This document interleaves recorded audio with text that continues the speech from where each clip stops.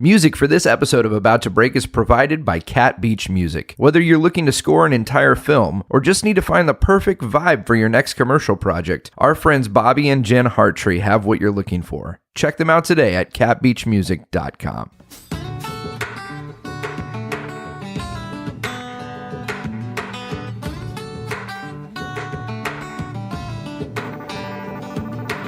Hey friends, happy Wednesday. It is April 24th. If you're listening to this the day it comes out, and this is the About to Break podcast. It's the show where we talk to artists, entertainers, creative types, and we ask the question, what's going on? How you doing? It really isn't a how-to podcast. It's more of a survival guide for the entertainment business as we talk about trying to break into the industry before it breaks you. And this week on the show, I've got Elad Ziv, an incredible writer and actor. We met at the Magic Castle and had one of these conversations that leads to just great insight about life and staying healthy and keeping your mind healthy in the midst of a business that is somewhat bipolar, but fantastic. And so I immediately was like, Elad, we've got to do a show. You got to come on. And so we did. We sat down, and I know you're going to enjoy it. Fantastic conversation. Before we get into it, I want to thank everybody. Thank you, everyone who's supporting us on Patreon.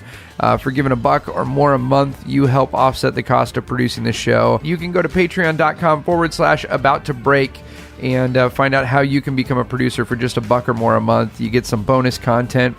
In fact, I want to do an episode coming up here where you get to guide and direct the episode. And so my thought is you can call in on the break line, 323-524-7456. Leave us a question, something that you're facing in the entertainment business, in your career, as an entrepreneur, whatever you're doing. We want to know what's somewhere where maybe you're hitting a wall and in a certain area of business or life or just whatever it is, mindset. I don't claim to have answers, but I know a lot of people who have answers. And so my thought is you can call and you can ask questions, and then maybe I jump on the line with some of our past guests and just some favorites from the show here and have them answer your questions directly. So I think that'd be so fun. Let's try it. Call us, leave us a message at 323-524-7456. There's no one who's going to pick up the phone. You don't have to talk to anybody. You can just leave us your thoughts and let us know what you're wondering about life in the entertainment business. That's an awesome thing that y'all can do. And I just said y'all. I'm prepping because I'm going to Texas next month. But you all of us, we all, inclusively together, we can leave our thoughts on the break line, 323-524-7456. I also want to thank everybody who's been reviewing on iTunes. Those 5-star reviews keep coming, and I can't thank you enough for that. That's how people find the show. They go on there, they search, they see that it's got some reviews, they read your thoughts and your comments, and it helps them decide that they want to give it a go, give it a listen. So thanks for doing that. Let's keep them coming. I feel like I'm rambling. It's okay. I'm not going to edit this. I usually would, but you know what? Why? May 11th, I'll be at Dynasty Typewriter with Open Mike Eagle and a bunch of other incredible entertainers. We're going to be doing the Dynasty Tonight Show. That's May 11th. Tickets are available right now. I'd love to see you there. May 13th to 16th, I'm going to be in Waco, Texas for the Dream Big Workshop with my buddy Bob Goff, who's been here on the show. And I'm so excited about that. I think that's almost sold out. And then May 30th through June 4th, I will be back at the Loft in Lake Tahoe, one of my favorite places to perform.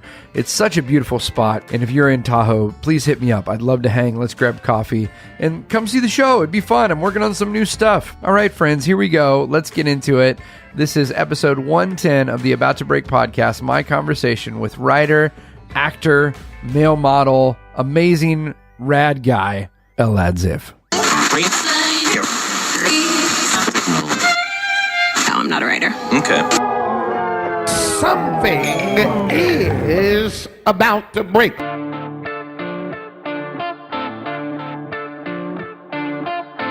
Hey everybody, welcome to About to Break. I'm your host Taylor Hughes, and I am absolutely delighted to be sitting down right now in the apartment of Elad Ziv. How are you, sir? I'm good. How are you doing? Good. I think I I think I'm so nervous about pronouncing your name wrong. You actually did the first name good. But I then said you Zid. You said Zid, I think. Oh my Zid. Lord! But that's okay. Look, well, here we go. This is a retake. I won't edit it, but Do you it want me will to tell be you there. what it is, or are you going to try it the second time? Okay. No, it's Elad Ziv. Ziv, correct. Yes. Ziv. Yes. Well, we met at the Magic Castle. We did. That's correct. And I've had so many friends say your name different ways. So you would think with 4 letters, there'd be a limited number of ways to say it. Yeah, I think the confusion there, understandably so, is that it comes from a different language. Right. You know what I mean? So I think when you're translating from Hebrew to English, it's such a different pronunciations, all that kind of stuff. So I understand it. I get it. I've gotten it since I was, I grew up in Buffalo, New York with a Hebrew name, so I get it. Yeah. Born and raised in Buffalo? Like, how long were you there? I was born in Haifa in Israel. Wow. And then when I was 6 years old, my family moved to Buffalo, New York. Oh, wow. Yeah. So I've been in America since the age of 6. Okay. I did middle school, high school, all that great stuff in the great state of New York State, Buffalo, New York, baby. Have you gone back to visit since? I go all the time. Do I you? love it so much. Yeah. I'm really close with my parents. They still live there. Same childhood home and all that kind of stuff. And, it's more difficult. I used to live in New York City. It was easier then. Now it's a little bit more difficult, but I try to do it as much as I can. Yeah. Extra 6 hours on top of the flight. Am I too close to the microphone? No, you're great. Or are my levels? You're great. Okay, good. Yeah, this will be all leveled out. I'll edit this part out. Should I? Maybe? No, I think keep it. it. Just keep it in. I feel like it grounds us. I think so too. I think so too. And we need it. We need it. I got to tell you, this is such a shallow thing to say, but I was so excited. I text you and I was running a little bit late because I was trying to find parking and I was like, I'm almost there, man. I'm just trying to find a place to park. You're like, yeah, we've got valet parking at our apartment. Yeah. I've seen that never anywhere. Now, if I may say, for anyone listening to this, he put the emphasis on the syllables by himself. The text message was actually like, hey, if you want, we have valet parking. It wasn't like, hey, dude, there's valet. Like, welcome to. No, I didn't take it. I didn't take it like that. I was just like it was a gift from the heavens. The heavens opened up. I know. I wanted to build the suspense. Yeah. I wanted you to look for parking a little bit because the valet wouldn't be that sweet without that little struggle to look for parking, you know? It's all about the storytelling of the valet. Totally. Yeah. Totally. Yeah. Now, how long, did you move straight from New York to So LA, I had a little bit of a scattered past. I wasn't always. I'm an actor now, but I wasn't always an actor. What were you prior to acting? When I was really young, when I was like 11 or 12, I got really into tennis, and I started really committing my life to tennis. I played a lot of it, and then at the age of 17, I moved down to Florida, right outside of Tampa, Florida, a place called Wesley Chapel, and I trained to be a tennis player down there at this place called Saddlebrook, and it's a place where there's tons of like really high octane professional tennis players like Martina Hingis and Justin Gimelstob and James Blake and like a lot of really great players.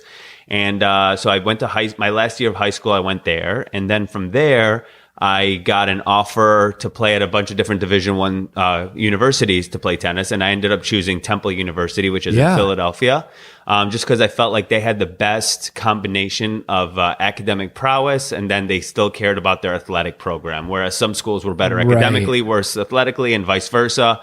That was kind of what I chose to do. So I played tennis at Temple for 3 years. I graduated a little bit early. Yeah. Then I went to New York City for a short stint. During my tennis thing, my brother moved into New York City, and I was helping him move. And I got scouted to model from this agent from Wilhelmina. Excuse me. And where were you at when you got scouted? I was 19 years old, living in Philadelphia, going to Temple, but helping him move into his place in Union Square. I think I was somewhere around Gramercy or something like that. I don't remember the exact thing. And it's funny. Just walking down the street? Walking down the street. Dude, this is like the story people tell. That's the story people tell. Or they tell themselves and it's the Hollywood happen. Story, the real life thing is it was actually a scam because Wilhelmina has really? Wilhelmina has two sides. Wilhelmina has the real modeling agency, which is a very renowned agency in the world. They're representing big names. They also used to have a scam one where they would ask people for thousands of dollars to set up their career, and nothing really happened. You got to get your headshot, get the right headshots. We got to go with this one guy. I was the same height I am now. I'm like 6'1", 6'2". They told me I was 5'10" when they measured my height, and I think they did that because they wanted to make me feel like I couldn't really model, but they were going to help me model, and that would entice me to give them money. I think that's why they did it. I think that's why. Yeah. Did they just, man, that's gutsy. They're just like, this guy's never going to measure himself. Or he's never measured himself before. Exactly. Like, especially if you're 6'1". Usually if you're over 6 foot, you're over 6 foot. And if I played sports my whole life, I always knew, they always measured you. They always gave you physicals. Like you always knew your size. Yeah. So it was really funny. So I obviously did not fall for that scam. I didn't give them any money, but it also, for the first time in my life, made me think of like, wow, can I do this? Can I do modeling? I always really wanted to be an actor. Yeah. And it made me think of, well, what if I'm from Buffalo. You know, my parents are educational career people, so I knew nothing about the entertainment industry. What type of work were your folks in? So my folks, my dad is still working. He's an orthopedic surgeon. Okay. And then my mother was a director of education at the hospice, the local hospice in Buffalo. Yeah. Wow. Yeah. So she was a nurse and he was a surgeon. Okay. So this was the first, you never had conversations. There wasn't other people in your family. No one in my family. This is like, I'm such a black sheep for doing what I do. You know what I mean? totally going off schedule, off script kind of thing. So I didn't know, and I figured modeling, acting, what's the difference? It all sounds the same. What if I get into modeling? This could be a way for me to fall backwards into acting because I didn't have the courage to just jump into acting. It was something that I had such little knowledge of it that it seemed so scary. You know what I mean? So I just went on this, I don't know how I found it, but there's a website that's still around, I guess, called models.com. Okay. And it's like a IMDb, but for the fashion world. So it's a legitimate thing that rates all the agencies. You put your credits and the projects you've worked on and all of that. Exactly. They ranked the top male modeling agencies in the world. I went to New York City. I wrote down to 10 and I just went from agent to agent, like you literally just footed it, like just walked into the building and were like, here I am. But they put the idea in my head, so maybe I could. I don't know. So I just wanted, and my middle brother was like very excited about it. He was such a big supporter for me. He really pushed me. He's like, yeah, dude, wow, you should do it. So I went, I did it. And then I had interest from a few different ones, and then I eventually landed on this guy named Jason Canner. He was at Major Models at the time. Okay. Now he has his own agency called Soul Artist Management, and he was and still is probably one of the top guys in the fashion industry that represents male models. He always has like the top guys who are working. Yeah. And then I did it, and I didn't. In hindsight, I didn't do it as well as I could do it. I could have definitely given more of my life and more of my effort to it. And I think it would have produced better results for me. But it was an amazing experience. And I'm where I am now, chasing my dream because of that, because I took that first initial kind of like scary step into it. That's incredible, man. So you literally just like, I'm going to find these agencies. I'm going to go walk up to them. And I'm going to make a contact. And that's it. And then really, I just didn't know better, I just didn't know better. I love stories where like our ignorance gets us in a good situation. There's bad ignorance, but then sometimes there's the ignorance that is like, I don't know that this is ridiculous for me to walk up to someone and just expect that that's how meetings happen. Yeah. But aren't you grateful that like you didn't know better? Like even taking it one step further, I would argue that ignorance is actually more powerful and useful than like a calculated approach to something sometimes. You know what I mean? Especially in what we do, because, you hear stories about people who are extremely successful in our respective, paths. And I think a lot of them, they're not always the same story. I think it kind of, in a creative field, I think it kind of happens in a non-linear way sometimes, Yeah. And so often we want to hear people's story so that we go like, all right, if I just do what they did, it's going to work. And it's never that way. Like, I mean, that's what I love about these conversations. It's like everybody's journey is different, and there's little pieces that we can take but not to take and try to go like, all right, so now what were those 10 agencies? I'm going to make a list. I'm going to go walk the road that you walked. Exactly. Yeah. That's crazy. Yeah. So you're modeling. And then when did you make the leap to acting? When did you go? So it gets even weirder than that. I love it. Can believe it. Let's dive deep into the weirdness. Cut to me being, let's see. So I went to, the modeling, my junior year of college, which was my last year. I took some AP classes in high school and some summer courses as well to try to graduate early. Yeah. So my junior year, which was my last year of college, I lived actually in New York City. My parents had a place in New York City and they let me use their place. Yeah. And I would take a train from New York City to Philadelphia to do classes because my agent had told me that he wanted, if I was in New York more, my career would kind of blossom a lot more. Okay. And I was like 20, 21 at the time. And that is young for me and you. But in the fashion world at that time, especially, there was like nearing 17 retirement. and 18-year-olds. Yeah, exactly. It's like punching in that 401k, you know? Right. But you need to be a little bit younger. Everyone wants youth, which I guess in our Right. industry is the same thing. I Yeah. think in fashion, it's just a little even more extreme than it is in Hollywood, Right. you know? So, so I lived in New York and I did the modeling, going to castings, booking work, editorials, and then still coming to Philadelphia twice a week. I was kind of playing on the tennis team at that point. I was kind of 1 foot in, 1 foot out. I think at a Okay. certain point with the tennis, it came clear to me that I wasn't going to be Roger Federer or Rafael Nadal. You know, I don't think I wasn't going to be able to make money with the tennis, Okay. you know? Yeah. So I was doing that. And then, you know, college finished up for me. I was 21 and the modeling wasn't really doing that well for me. I wasn't really making money. And then someone called me from my high school days in Tampa, Florida. It was also a beautiful resort where a lot of wealthy people had homes and vacation homes and stuff like that. And I made friends with a kid when I was like 17 who is from the United Arab Emirates and whose father was in the government over there and a very successful businessman over there. Okay. And we had always been talking about kind of doing something together or whatever. So I studied marketing in college. Yeah. And he had the idea. He's like, you know, I really want to open up a nightclub in Miami, but I'm also have to be home 8 months a year in the Middle East to take care of my father's Okay. businesses. Would you, for a salary, come down? You can live in my place, drive my And run the cars, club. and run the club. Now I'm 21 years old. 21 years old. And then I get an Running a offer nightclub. Yeah. in South Beach, in Miami. Oh my goodness. And so I said, I remember exactly where I was. I was at some really lame promoter party at Nikki Beach, which is a club that it started in Miami, oddly enough, but Okay. they opened one up in New York City. Yeah. And I was standing outside. I was freezing. I think I was hungry. I was just kind of like really down on my luck with the modeling thing. Again, It was my fault. I was half in, half out of it. So I didn't achieve the success that maybe I could have if I put more effort into it. Okay. And so I said, yeah, let's do it. I'm in. So I just like totally threw the modeling away, put the acting on hold. I chased the money, you know, Yeah. I chased Yeah, what yeah, I yeah. thought was going to be short. It was a very important lesson for me to learn about chasing after something that is The short, immediate- the yeah. immediate thing and the long-term detriment of it. Because in Right. hindsight, if I was just like, hey, thank you so much for the offer. I think I'm going to move to LA. I think Yeah. I want to make my own stuff. I really love and respect, you know, Christopher Nolan and P.T. Anderson and these kind of guys. And I want to be, or Yeah. even more apropos to what I want to do, like a Clint Eastwood who actually acts in his stuff as well, Yep, you know? yep. But I didn't do that. I went to the money again, and no one had told me, and I had never seen it from anywhere Yeah. else because I'm coming from a household that doesn't even know anything about the entertainment industry, Right. you know? So I did the best that I could do, which we all do. Oh yeah.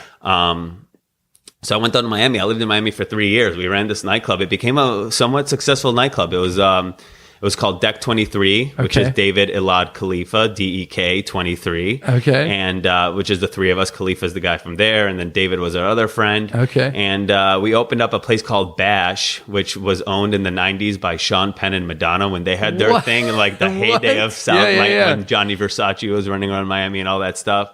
So in the office, there's pictures of like Madonna with like Wesley Snipes and like all Steven Oh my Dorff and goodness. like all these cool like 90s Yeah, yeah, celebrities, yeah. you know. So so I did the Miami thing for a while. We had a falling out, unfortunately, business wise, that bled over into our friendship. And then Okay. at 24, I went back to New York for a short period of time because again, my parents had that place up there, and I was Right. you know struggling with finances, so I couldn't really. Yeah. You know, I kind of blew all the money that I made in Miami already. I didn't have much left of it. And Yeah. so I went back to New York, and then I remember like sitting down. It was April of 2000 and I was 24. So 2009, April of Okay. 2009, I was sitting down in my apartment, in my parents' apartment, Yeah. just thinking to myself, like, what have I done with my life? Look where I am now. I have no Right. direction. I'm Right. completely lost. I chased money, and then I didn't want to stick with like the bad things that came along with the partying and all that kind of stuff, which is not me. Right. And so what do I do now? And I just remember like for some reason, like Jim Carrey kept like popping into my head. I kept thinking of it, and I'm like, that's what I want. Yeah. That's what I want to do. And Yeah. at this point, like learning the lesson I learned in Miami why not just go after what I want at this point? I didn't go to grad school. I didn't do all the stuff that my brothers did and all that. Right. Like, why not just do it? You already took a risk and you stumbled. Oh, yeah. So why not just pick yourself up and really go for it, but actually do what you want to do, not what other people tell you should do. Like fully do it. And that's when I decided to start acting and to really go for it. And the writing thing kind of came pretty quickly after that. About a year or so after that, I started writing as well. Did you start acting while you were in New York, or did you immediately go like, I need to get to LA? No, in New York before Miami. Oh yeah. So after I came back to New York when I was 24, I started studying, and that's all I had, because I was like, well, and my mindset was like, well, I want to make a lot of money and be a really successful, rich, and famous actor. That's what I wanted, right? Because I knew nothing about it. I didn't know about the craft, and I didn't think it would be like a, psychological cathartic experience. Right. Yep. So I just started taking classes. And I remember my commercial agent in New York, who represented a lot of male models through my modeling agent, he was with Innovative Artists, and he just recommended a class for me from this lady who was, at the time, James Gandolfini's coach for all the Sopranos episodes and stuff. And I was like, that's where I want to go. Right, yeah. So I did an intensive with her, and it's so funny. I haven't thought of this in so long. Yeah. I did an intensive with her, and I remember at the end of the intensive, she goes, "You're really smart. You're really, really smart, and you have a lot to you." I was like, wow, great, thank you. She goes, "I don't think you should be an actor." She said, maybe in the business side of it. Maybe you could be. And then that was just like such a cringeworthy thing, because that's like, this is where I come from, but that's not where I want to go. Like, I didn't want to hear what she had to say to me, and it really messed with me. But she had a teacher come in, because I believe she lives in Chicago, or she doesn't do ongoing classes. She just does these intensives like once or twice a year. But a teacher came in that does do ongoing classes. Her name was Nina Morano. And so I started studying with her, and I really loved it. And then I wanted, and then that class finished up. And then I went, same thing I did with the modeling. I went on Wikipedia. I think I read Sanford Meisner's book, and I was like in love with it. So I Googled Sanford Meisner. I went on Wikipedia, and I saw that he had like 3 disciples, guys that were his assistants at the neighborhood playhouse that still teach in New York, that are in their 70s, 80s. And I went to all of their things. I audited classes, and there was a guy named Bill Esper, and that's the one that I really, for some reason, he had I think he was in the army. He had a very like militaristic approach to how he teaches something. Yeah. My father also was in the Israeli army. So I feel like that kind of teaching style really resonated with me. And so I went with him. I studied 2 years with him. I did a master class with him about a year after. Yeah. I got to the age of 27. I felt like I was spinning my wheels a little bit, and that I wasn't accomplishing what I would do, like background work or extra work on TV shows like Pan Am and all these different things, or like I did a Chris Rock movie, but I didn't feel like I was getting traction you wanted. I really didn't. I felt like New York just didn't have any more for me, and that's when I just, on a week's notice, just dropped everything, quit my job. At the time, I was managing nightclubs to make money. Yeah. So I managed a couple different nightclubs. Yep. And I just quit my job and moved here. And that was it. Yeah. Wow, man. Yeah. I love that moment of just when you're in something and you realize it's not the thing you want to do, and you just pull the trigger and say, we're gonna do this. Let's go.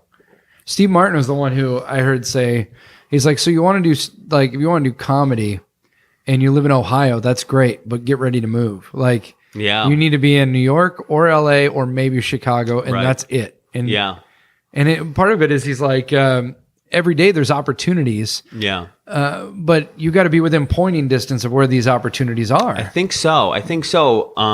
The only argument I would make to that maybe is today, like, for me specifically, my trajectory. Say I lived in Buffalo, New York, but say I had a job that paid me $150,000 a year, that because I'd been working there for 7-8 years. I moved up the ladder. If I take 40,000 of that and I make 3 or 4 short films a year that I'm writing, directing, acting in, and just learning through making of the short films, I think in today's world with the technology of creating your own content and sending it to people and stuff, and if you can get a big following on Instagram or whatever, I think it's interesting. It's like that Michael Lewis, is it Michael Lewis, the author who wrote The World is Flat, about the flattening of the world through technology, that everything is becoming like a flat plane now, and I think it is becoming that a little bit, that the opportunity is being spread evenly amongst people, it feels like. I don't know the name of the author. I think I butchered it, but no, that's interesting. I like that. Yeah. It's crazy. I was thinking, so I have a 13-year-old. Wow. Yeah. Wow. And I had kids young. Good luck. I say I had kids young, which is why I look older than I am. But I have a 13-year-old who, she started a YouTube channel a year ago.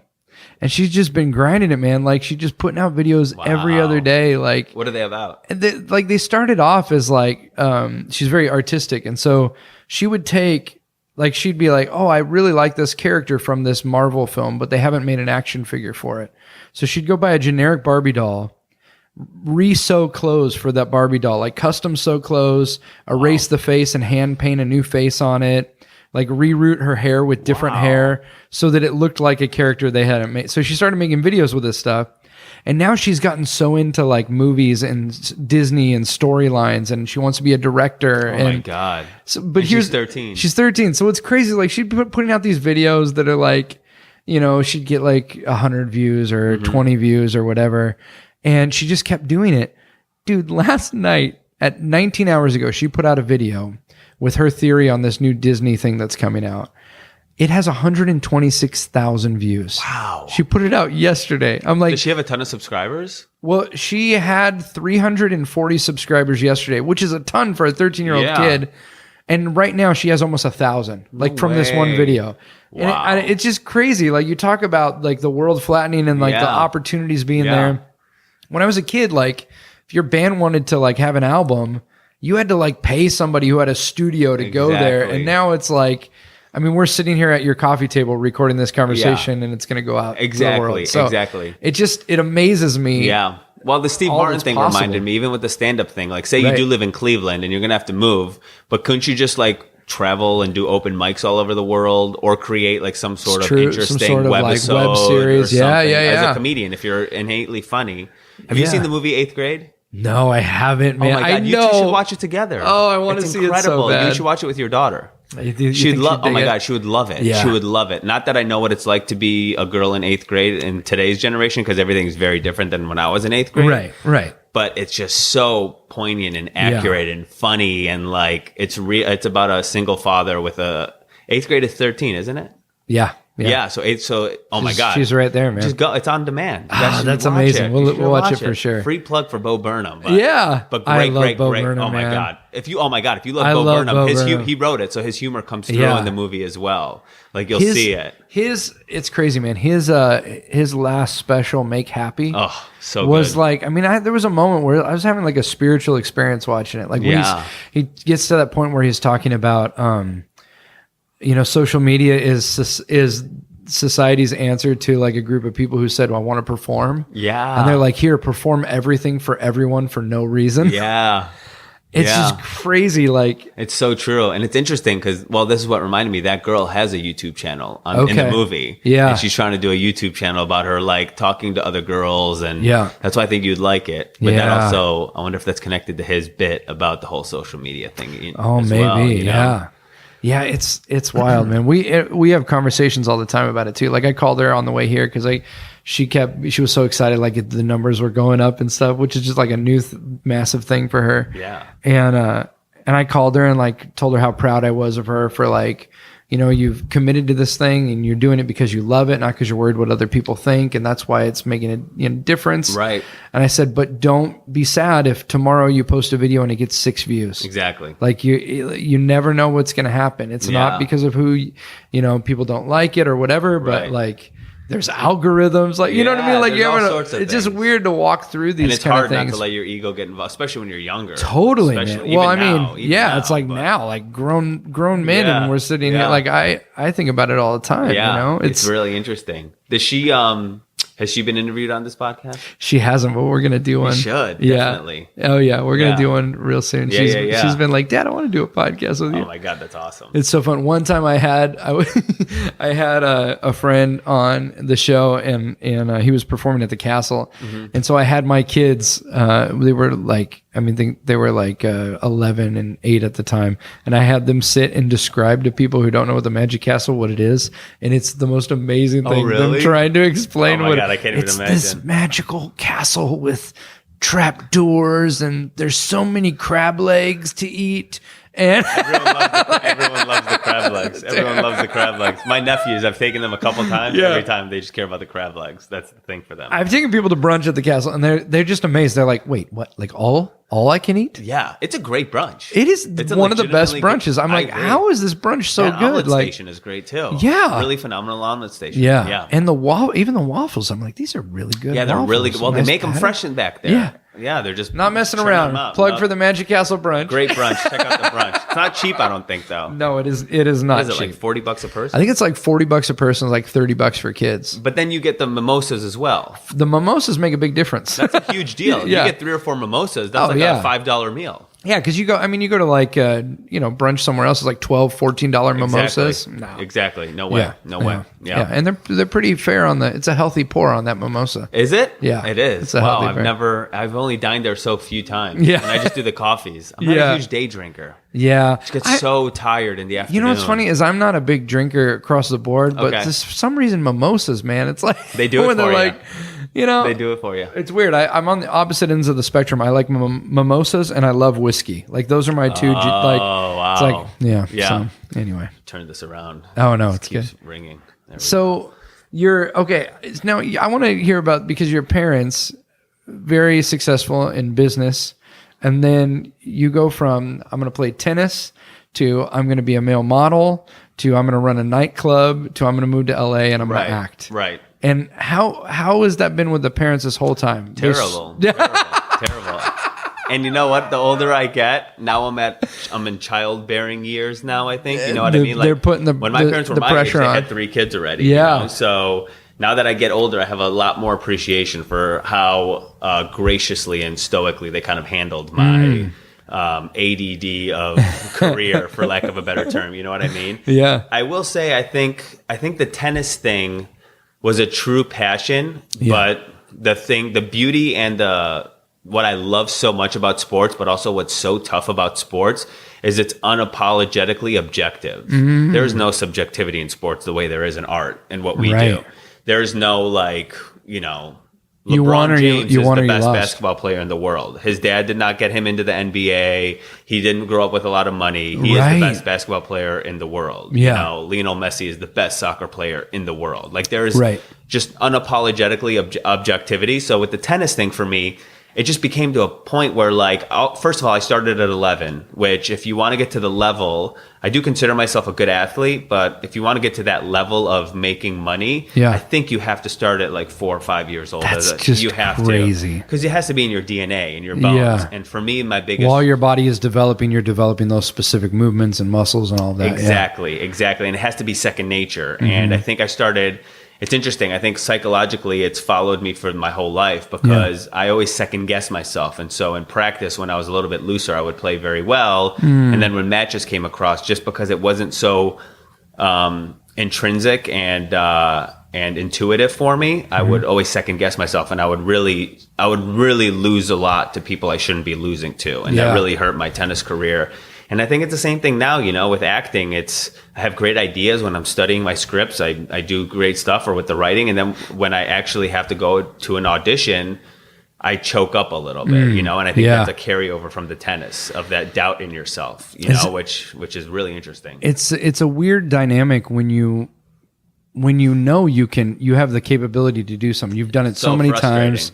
You've rehearsed, you've nailed the lines, and then you get into this environment that is so pressurized. Yeah, absolutely. And a lot of it is internal pressure I think we put on ourselves that doesn't need to be there. It's only internal pressure. Yeah. I get nervous for, auditioning for roles when they want a guy who's 45 years old and has thinning hair and a big gut and stuff like that I know I'm not going to get. Right. And I'm really just showing the casting director, hey, this is me. This is what what I I can act do, like. yeah. This is my interpretation of what you want. Yeah. Even that makes me nervous. Even when I know I'm not going to get the role, I get nervous. It's all internal. It's all internal. It really is, Why do we do that to ourselves? Well, I don't know if it's like intentional. It's societal. If we It's nurture. I don't think it's a nature thing. I think it's a nurture thing of how we grow up. And I think especially it's a cultural thing, I think. It really is. You know what I mean? I think I put a lot of positivity and I think highly of humility.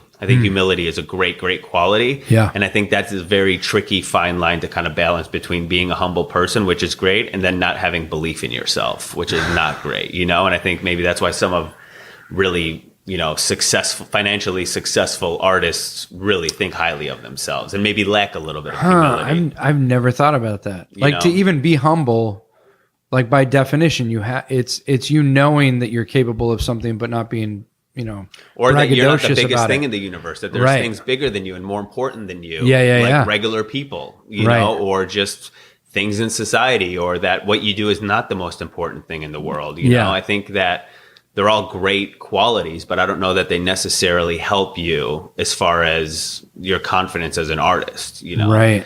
And I think there's exceptions to the rule. You hear about people who are really nice on set and all that kind of stuff. And I think there's exceptions, really talented, special people who somehow find that nice, again, that fine line to walk, to balance. The Tom Hanks line. Exactly. Or he's just done a great job convincing everyone that he's that guy. He's the best actor of all time for that reason. Oh my goodness. I heard, there's all these stories you hear that you're like, you don't know if they're real stories or like just stories of lore. Right.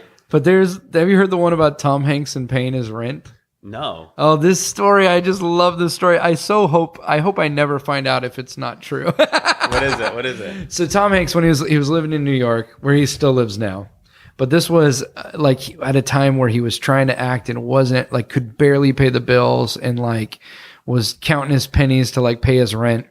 And he had to walk down, like back then he had to like literally hand deliver the rent for whatever reason. He had a form or something he had to turn in. So he would go to this building, and every time he would walk down the street to go to this building, his stomach would just be tied in knots, and he would just, he's literally giving like every dime he has just to pay the rent to come back a month later and do it again.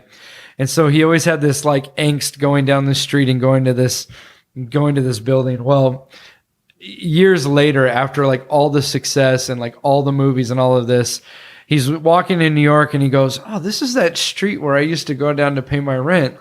I wonder, I haven't gone down there in a while. I wonder what it'll feel like." So he walks down the street and he goes to where the building was they used to pay his rent, and they turned it into a Bubba Gump shrimp factory. No way. Yeah. Oh my Isn't that great, man? That's the best. Isn't that great? That's like the universe having the best sense of humor ever. Yeah, buddy. That's amazing. Yeah. It's one of those things where you're like, if only like, life, I forget who the philosopher was who said that life is best viewed in reverse, but we have to live it forward, and that's the biggest problem. Oh yeah, that I've heard of that. Yeah, it's I don't even know if I'm saying it right, but like, years from now, we're going to look at all these challenges or moments or situations we were in and go, "Wow, if that never happened, it would have never led to this, and I would have never met that person." And so true. It really is so true. Hey, if I turn the AC on, is it going to mess with the noise here? No, not at all. Can I do that for 5 seconds? Yep. You don't have to pause it even. I can literally just... Oh, yeah, there we go. I think it'll reach. You got Clint Eastwood right there above the air conditioner. Unforgiven. There he is. I love that painting. I love your artwork in here, man. Oh, thank 2001: A Space Odyssey. You got That's Chaplin. my favorite Kubrick film. I think Chaplin's my first favorite comedian after I became an adult. Jim Carrey was my favorite first comedian because I was a child. Yeah. And no child watches silent films. Right. But Charlie, I think The Great Dictator is one of my all-time favorite. Goodness. Like, talk about like sadness and happiness, all at once. Well, yeah. You live two blocks away from Chaplin's old studio. Yeah, I've been there. What's it called? It's the Jim Henson studio now. Yeah. Have you been there before? I've never been there, man. Oh my God, it's incredible. Oh. My friend, they have it's a recording studio. Okay. So my friend would recorded his album there like 4 or 5 years ago, and I just got to go there, and you get to see like all the stuff, and it's just it's absolutely incredible. I get nostalgic for things I never experienced, but like old Hollywood stuff like that, like with Chaplin, like I remember the first time I drove down La Brea and looked over and saw Jim Henson Studios, which as a kid, like Jim Henson was like he created like all these amazing things from my childhood. And then I found out it was Chaplin Studios before that, and I legitimately started crying, like how beautiful, like all the amazing things that had been Did you ever created. Notice the Kermit the Frog dressed as Charlie Chaplin in the front? How amazing is that? I love that. It's incredible. So good, I know. That was just like such a different time in everything. Oh, yeah. Yeah. It was unbelievable, yeah. You look at, like, you see those pictures at the castle of, like what it looked like when it was just that building, basically, and then, like, nothing else around. Crazy. That's only 100 years ago. I mean, think about 100 years from now. Yeah. What's going to happen? Insane. Yeah. It's going to be insane. There's going to be so many targets. Yeah. Every third block has a Target. Target, Starbucks, Yeah, Starbucks. or Amazon's. Right, or they're coming, man. I feel like Amazon's coming for everybody. I think it is. Yeah, I think it is. Yeah. Oh, but it's so convenient. It is. I have a hard time because part of me wants to internally battle against Amazon. Yeah, but then same with Apple though. Yeah, right? but with your then, iWatch. iWatch, Yeah. and I'll be editing this on a Mac. Yeah, and, yeah. I love it so much. But it is like they're everything they were fighting against. Remember those Big Brother commercials they said against IBM? Yeah, they've become more than that. Totally. Because I think they're the biggest in the world. I think so. I think so. Yeah. And Amazon is like not as big as Amazon is. They own like everything. Everything. I mean, Bezos, I think he's the richest man in the world now. And that's after a divorce settlement where he gave away like a third of his. That's and he's still the richest man in the world. It was somebody was showing me, it was some TED Talk or something, but it was basically about how like there's like 7 companies that own the world. Like, because like Disney owns ABC and like all these other, now they own like Fox and Marvel and like, so when you look at it, like you see all these companies, but like most of them are owned by certain. It's insane. It's Disney's nuts. Insane. It's crazy. It's insane. Yeah. Yeah. It's really insane. Yeah. It's really, really fascinating though, to me. Yeah. Yeah. Are you a Disney guy at all? Like, did you ever? Yeah, I think I loved Aladdin the most growing up because I empathize the most with that one out of all of them. I think for me though, Lion King is objectively the best Disney movie of my childhood growing up. I loved it the most. I think I like Beauty and the Beast. There was something really dark and cool about Beauty and the Beast as well. But yeah, I was a Disney guy growing up. I wasn't a big comic books guy growing up, to be honest. Yeah, me neither. Yeah. I always felt like it was too late for me to get into comic books. The thing. Because there's so many stories and backstories and takes and universes and it's like I'll watch the movies. Like I'll go see all the Avengers in theaters, but I won't be like, I can't believe they did that to Thanos. Episode 3-5 of issue 42. Everybody knows that the ripples in his chin, there's double the amount. Like, who cares, And that symbolizes which is freeing to enjoy the movie just as the movie. Yes. Yeah, exactly. Oh, The whole symbolize. Yeah. So once you got into, on that note, like once you got into acting and writing and stuff, did watching movies and TV shows, was it harder for you to suspend disbelief? No, I love it. I love it more now. Yeah, I will say, like, I think I mentioned earlier, I got into acting definitely to be rich and famous. And I think That's the number one reason they say you should get into it, right? Yeah, exactly. That's you're on the right path when you're doing it for material things that will not do anything for your insides. Right. And I think this Bill Esper guy, after I studied with him, and he really treated it like an art, and he took it so seriously. Yeah. That's what really, his way of teaching it really transcended it within me to like really love the craft of storytelling through film and now through TV. TV is incredible. I enjoy so many TV shows. And so I think I have a deeper appreciation for it now than I used to have. I think I really care about things. I think between my writing and my acting, which I really do, my time is really split pretty much 50-50 between writing and acting. So I have a really deep appreciation for writing, which I think nothing great can ever be done without a great screenplay. I realize now it doesn't matter. You can get Steven Spielberg to direct it. Daniel Day-Lewis can star in it. If it's not a great screenplay, it doesn't matter. You know what I mean? And so I have so much respect for that and for the kind of like timeless formula of writing a great movie, that it was true 100 years ago and is true today. Like, it hasn't really changed the greatest formulas. If anything, they used to be better because people used to just stick to those formulas, and now people think they can go away from them, and I don't think it works really well. And then acting too, the process of acting and how difficult it is to watch someone like really, really dive into a character and relax into a role is something that I have such greater respect for. It's like when I watch tennis and I watch Roger Federer play, I have a much greater appreciation for what he's doing than someone who's never picked up a tennis racket. I have so much more of an appreciation because he is an artist on the court in what he does. Right. And unless you've struggled for hundreds and thousands of hours on the court, you don't really understand and appreciate that. Yeah, that's brilliant. I have people ask me all the time with magic. They're like, so you know how it's done, so do you not enjoy it? And I'm like, no, it's like, I always equate it to music. If you play guitar, there's a limited number of scales, notes, chords, progressions There's a finite, the neck on the guitar is only so big. So once you know all those things, you can still be amazed that somebody took this and put it with that, right, and created something new. Right. Even though you technically know what they're doing. Yeah. You may technically know the process a writer took to get to this point, but the story can still captivate you. Right. When it's done properly. Right. When it's done well. Well, you get fooled by stuff sometimes by a really phenomenal magician and a really new routine. Yeah. So I would I argue do. that if me and you are sitting in the same show, something that fools you is going to fool me for sure. If me and you are watching an effect and it fools both of us, I would argue that you have such a greater appreciation for that than I do. For first of all, the process, if it's an original thing that magician came up with. Right, yeah. For coming up with that and for how they executed it. If it's a good show and they communicate it well to the audience, I think you would have a much greater appreciation for that than I would. Yeah. Oh, that's interesting. Yeah, I've never thought about it like that. I think so. I think. Yeah. That's why when I said it, what did I?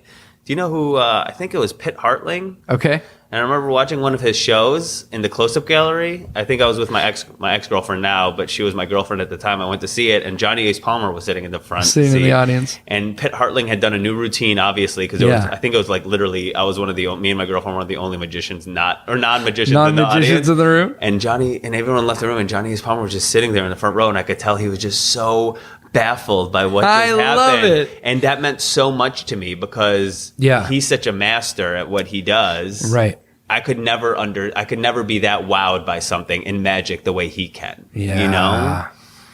And I think people misconstrue that, Yeah. The jealousy and the like that and all that. I think that's for the birds, It's Yeah. it's really about having an appreciation for something, being inspired by stuff, And that's how I look now at movies and TV shows. I get inspired. I'm that's so amazing. I want to do stuff like that. Yeah. Yeah. Oh, that's so good. Yeah, I often feel like we're chasing that first moment we experienced, So like the first magic trick I ever saw, like my desire is to give people that experience, not show them that trick, but give them that experience. And I feel like we all can relate back to being a kid and sitting in a dark movie theater and having a story just take us away and forgetting where we were. Absolutely. And I think some of the best writers and producers and directors are trying to give people that moment that they felt, Absolutely. When you say your time is split pretty much between acting and writing, do you find that that's just how it works out, or do you intentionally? I have on my phone, I have the reminder. Do you ever use reminders? Yeah. So I just have here, look, I'll show you. It's pretty American Psycho-ish. No, I love this because I'm always trying to figure out how do you. But I have my meditation, my acting, my writing, my combination of acting and writing. These are my workout routines. Okay. So I'm responsible for accomplishing a certain amount of hours a week. What? Yeah. So I'll do 25 to 30 hours at the Magic Castle a week. Yeah. And that kind of is a nice supplement to my acting income and all that kind of stuff. On top of that, I do another 50 to 60 hours of my own work. So I'm doing 80 to 90 hour work weeks. And that's how I, from Sunday to Monday, and then if I'm accountable for everything. So even here, last week I had a really busy week with acting. I had a lot of auditions, so I didn't get to writing. I have an hour and a half of writing that still is a hangover from last week. And once I finish that, then I go back to my... So you use it like the tasks in your phone. Each number here is an hour. Okay. And so every time I complete an hour of something, I click on it like this. Gotcha. Yeah. And then you're giving yourself a quota for the week. Yes, that I have to hit. I love that, man. I love that because that comes from the mindset that I come from, which is the normal working world of you clock in, clock out. Right. But I want to be accountable. I want to put in the hours. Man, anyone who's listening, this should not be a free podcast right now, because anyone who's listening to that is brilliant for artists, entertainers, people. It's weird. We have jobs where you have to work, but nobody is going to know if you worked or not. Right. You know what I mean? Nobody's calling and being like, why didn't you show up at the office? But and that Malcolm Gladwell book, Outliers. Yeah. Have you read it? Yeah. The 10,000 hours. Dude, it's about putting in that 10,000 hours. And at the end of the day, we don't have a boss that's telling us hey, Elad, where's your 6 hours of writing this week or whatever, or 7 hours of writing. Right. Well, it's you're right. I'm not accountable. But then if I don't put in thousands of hours a year in my writing, am I going to be able to compete with Damon Lindelof and all these really phenomenal writers that are putting in those hours, you know? And I learned that from tennis. Yeah. You know, from like, listen, I could not go practice, but I'm also going to lose to that guy next week because he's practicing. Right. You know what I mean? And so I really, you know, the interesting thing, that's a great thing that I do. And I've been doing it now for a little bit over a year. I've had many different ways. I really like this accountability thing on that app. I think a really important lesson I'm trying to teach myself moving forward is relaxing into it and being less like a boss to less myself. like checking boxes and more checking like boxes, but being like, if I check the boxes, great. And if I don't check the boxes, also great. But not like you're a worthless, lazy person because you have not checked the boxes, which I have a hard time doing. Not judging. Not equating your value to, did I get everything done that I said I was going to get done? Because our value is really, we're alive. We're talking to each other now, right? That is so powerful. My wife was challenging me this week in a great way because I was stressed out beyond belief the other day. I mean, I was so freaking stressed and I was running around like an idiot and I was working my butt off. And at the end of the day, I realized, it's because I had 4 things on a notepad on my phone. Nobody was expecting me to do anything. Mm-hmm. Nobody was waiting on me. Mm-hmm. Bills were getting paid. Like, you know what I mean? It wasn't like I was acting like I was going to lose my job or my life if I didn't do these things. Right. And yeah, they still needed to be done, but there's something about, you know, who you're being in the midst of all the things you're doing mm-hmm. that I'm really trying to wrestle with. And right. I know that, I mean, we talked the other day about meditation and how important that is to you. And yeah, very. It has been lately. Yeah. Yeah. I for about 8 months, I was consistently like twice a day meditating. Wow. And how much time each? Like 10 minutes each yeah. time. And it made a huge difference in my creativity and my presence during the day, like not being so frantic and being in the moment. And then the last I've noticed like the last couple weeks, I haven't done it as much. It'd be like habitual. Every other day or, every 3 days, I'll do it twice that time and then not for the next 3 days. And, and I'm noticing, it's like like the Star Wars, there's a disturbance in the Force. Yeah, well, I think that's the Force. That's why Star Wars I thought was just incredible. The spirituality of Star Wars is insane. Yeah. When you think about the Force and the Jedi and the Sith and all that, it's just it's so incredible, I think. Yeah. It's we forget in the midst of a very do society, we forget that we're spiritual beings. Yeah. And that when things get off, everything else is affected by it. Exactly. Yeah. It's good to remind yourself of that for sure. Yeah, but the thing with the meditating, I think it's just a habitual thing of you're just like out of the rhythm of doing it. And it's so easy to fall out of the rhythm, just like it's much easier once you get that moment. It's like, kind of rolling a stone down a hill a little bit. It's really difficult to get that last little push if you're going up, but then once it goes over, it's much easier for it to go down, I feel like.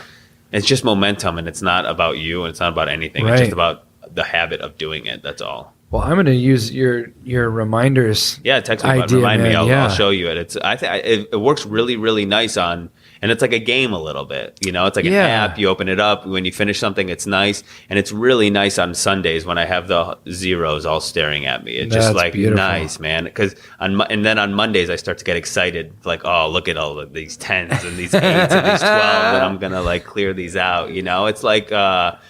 It's like when they say, if you have an aggressive dog or something like that, and you're walking them, you put a little bag on them, like a little thing to carry stuff. Because once they feel like they have an assignment, like they have something to do, they become less aggressive because you're giving them a task to do. Right. And I think we're animals, and if we don't have anything to do, I think that's when we become a little bit dangerous to ourselves and to society. But once we have a purpose of something to do, then we're much happier that way, Man, that's great. Do you give yourself, like, do you make appointments with yourself for these things? Like, or do you just go, I've got to get X amount of hours of writing done this week? Exactly. So the way my life is so chaotic, my schedule with the Magic Castle, every month they give us a new schedule. And you never know. And I never know. Like this week I got 2 auditions. Last week I had 0 auditions. So it just kind of like comes and goes. And so that's the beauty of this thing, is that I can stay up till 1 a.m. writing, or I can wake up at 9 a.m. and write, whatever it takes to get it done by Sunday. I go Monday to Sunday. Okay.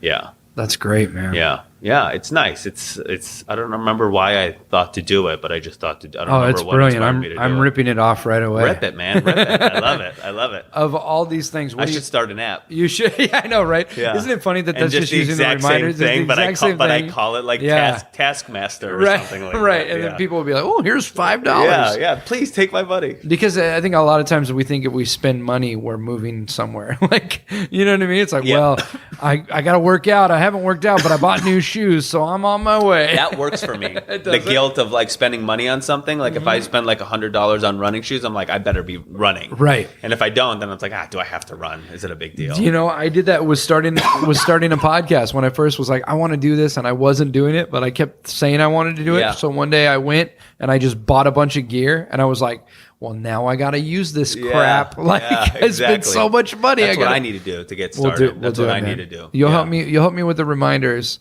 and I'll get you going A with barter the podcast. system, just like in the good old days. What are you most excited about right now in this season of life? Is there something that you're For myself, personally? Ooh, good question. It doesn't have to be career. It could be career related. It could just be something fun that you're. I think I'm equally excited about a lot of things. I'm in a really, really great, healthy relationship with my girlfriend. We've been together for about 1.5 years, and she's, like you were saying about your wife, she's so on top of me of like, not on top of me as far as like she's like a master and like demanding me to do stuff, but she's such a loving figure that really helps my growth. Yeah. I'm really excited about my writing. I wrote a TV show that has gotten accepted into the next round of the Sundance Episodic Lab, which I'm really excited about. And it's a show about my grandparents surviving the Holocaust together in Poland during the 30s and 40s. Oh my gosh, man. Yeah. So I'm excited about that. They were they were together during the Holocaust. They met and got married like right as the Holocaust was starting in Poland, which is like a crazy idea. Why would you get married when you know the Nazis just invaded? And then they had a very anti-love story. It's not a love story that you would see in normal storytelling. Like they were not, if you look at them on paper, it's like these people should not be together. Yeah. But it's those weird conflicting qualities that they had that actually helped them survive the Holocaust, because their families completely perished. They were the only 2 survivors from each of their families. So it's a pretty amazing story.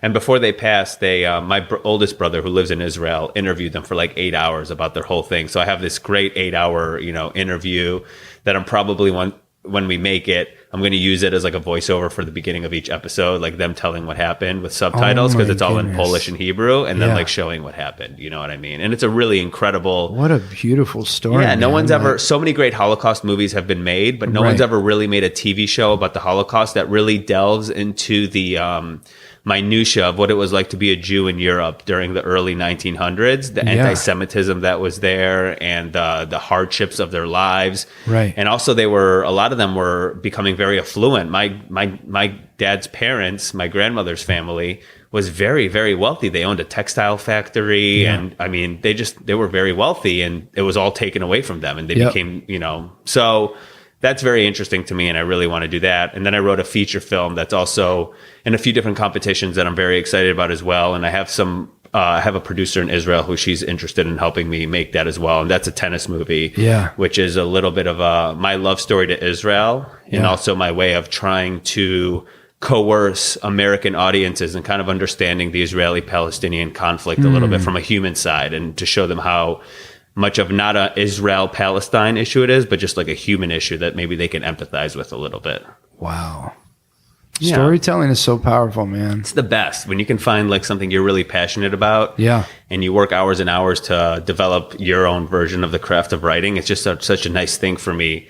Writing the TV show was just such a great gift to my father, really. You know what I mean? Like he loved it. And I think that's it for me. If it never gets made, it never gets made. But they're both deceased, so I kind of got to bring them back to life a little bit for him. I feel like, Wow, that's beautiful, man. How exciting to be able to not only write something you're passionate about, but to have that family history behind it. I know. And I'm only 2 generations, they were my age when all this stuff was going down. It's really... It's people to think forget. 2 generations away. We're what, like 80, 90 years? Like, yeah, so it started in like 39, I believe, was when the Nazis invaded Poland. Yeah. And I think it ended in 45. So that was it's like exactly 70 years ago, 75, 76 years ago. It's crazy. It's like incredible. And to think, this is what I think is scary right now in the world, is that people are so far removed from things like that. And it's like, well, that's another interesting thing that I wanted to say earlier that I forgot to say. Another beautiful aspect of this TV show is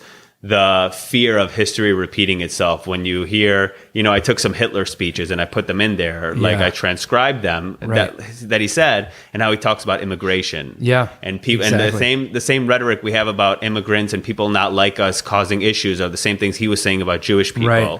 Now, I'm by no means saying that our government and leaders are like Hitler, because that is an extreme horror that I hope will never be able to be done again. Right. But we have to be very astute to how we treat people that are different than us. And, Judaism was a thing back then. And today it's like Mexicans and, African Americans and things like that. We really have to be loving of all different kinds of people. And I'm hoping that this can be a cautionary tale as well as everything else that I said it was. I'm hoping. Yeah. Yeah, man, it's needed. It's definitely needed, because, it is the whole history, history repeating itself if we don't learn from it. Like, and they say it does, right? Well, yeah, I mean, we're seeing it happen a lot. Yeah. We're seeing it happen. And I often think anytime people refer to the good old days or like the way it used to be, they've never studied history enough to realize those days weren't all so good to begin with. They were not. They really weren't. We've come a long way as a society and as humans, but we need to go a lot further. Yeah, and good old days for who? You have to ask as well. Which group of people in America was it a good old day for, and which people was it maybe a hell of a lot worse than it is today? Yeah, then, exactly, man. Yeah, you have to be really, really careful with those kind of... But, I think we're... do you watch South Park? Yeah. Did you see the J.J. Abrams thing? About how he's like the master of nostalgia? No. But it's like, I think it kind of, I think Trump bit off that a little bit, the nostalgia. People get so hung up in nostalgia. I'm guilty of it. Like, I'll look back to memories and be like, man, I kind of miss living in New York and kind of not having money and just like eating dollar pizza for dinner. And, but when that was going on, I was not loving it. But the nostalgia of it is so amazing. And I think you can prey on that nostalgia. Totally. Just like J.J. Abrams is doing it with film, I think people have done it now with politics. Which is like, the further you are removed from something, you tend to glamorize the past and think it was better. That's how we naturally think, even though during the time, that's not how we thought it was. This morning was helping a friend with a project, and he's a great friend. He's not always great to work with on projects. Okay. And I forgot about that. And he's like, I just need to do this one thing. It's going to be really quick. And it took so long because I realized, oh, that's right. This isn't his strong suit. But it amazed me how quickly I forgot all the conversations I had with my wife of like, if I ever get asked to do this again, say no. Right. Do not let me say yes. Right. I don't want to do this. Yeah. And then I was always like, oh, I think that was fun. Was that fun? No, it wasn't. No, it wasn't fun. There's something to be said about that optimism of hoping to do something again and hoping that it doesn't happen. Hoping for a different result of the last time. There's something to be said about optimism and the benefit of the doubt for people. Right, and stuff. right. There's something positive. Yeah, no, that's true. That's a good way to look at it. Yeah. Or insanity is doing the same thing over and over again. And like, expecting isn't that the definition of insanity? I'm not sure. Who knows? They're both just saying. No. Who knows? Yeah. Man, dude, this is awesome. Is it done? Are we We're good? there, dude. Wow. We're at an hour. Can you believe Did I it? talk too much? Not at like all. That was too much. I feel like we need to do a second one of these so we can get it all in. I'll do it. I'll do part two. How can people follow along on the journey and see what you're doing? Wow. I'm so bad at sharing that kind of stuff, and I will get better. But that's okay. I mean, some people are just like, I'm not really doing the. I do. I have a social media thing. I have an Instagram, which is Elad Ziv, ELADZIV. And then I also have a Twitter handle, which is the exact same thing. That's my handle. And I try to do that. And then, hopefully the movie, the TV show, my acting, something, Yeah, buddy. We'll see something in the future of that. Right now it's a little bit of calm before the storm for me. So I'm just kind of like, love that. you know, I love that. I'm in hibernation, but I'm doing a lot of hard work, and I hope to be able to share a lot of stuff with people in the near future. So for sure. good, man. Yeah. We'll do another one of these. Dude, and I would it'll love be that. It'll be awesome. We to could be do able one to a day if you want. I mean, Let's I just don't do it. care. I'm Let's going to just put do it in my reminders. Yeah. I'm going to say a minimum of an hour a week with Elad, and we're going to do it. I'm so in. I'm so in. Well, thank you, buddy. I Taylor, appreciate thank you this. so much, man. I I'm going appreciate to turn it, man. this recorder off. We can keep talking. We can keep talking. Awesome.